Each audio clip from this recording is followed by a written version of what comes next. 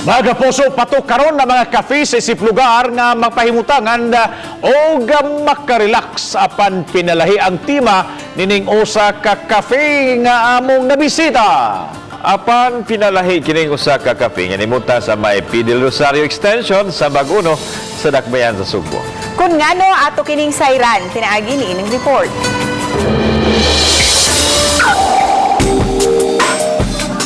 Ang mga laboratory apparatus gamiton kung adunay himuong mga experiments o guban pang laboratory practices.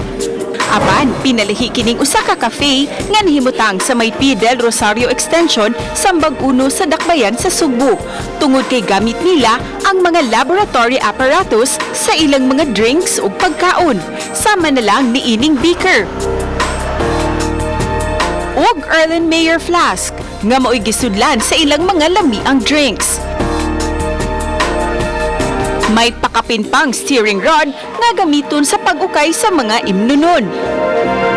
Samtang pwede usab di ay gamiton ang syringe aron mabutangan og ketchup ang french fries.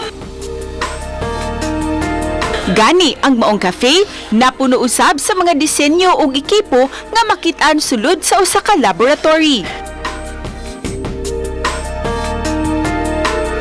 Their ambience was very welcoming, and then their team, which is chemistry or into science, they were using syringes. Ang signature drinks mapalit lang gikan sa 100 pesos ngadto sa 180 pesos. Sa ibabang bahin sa cafe, anaausab ang ilang roof deck.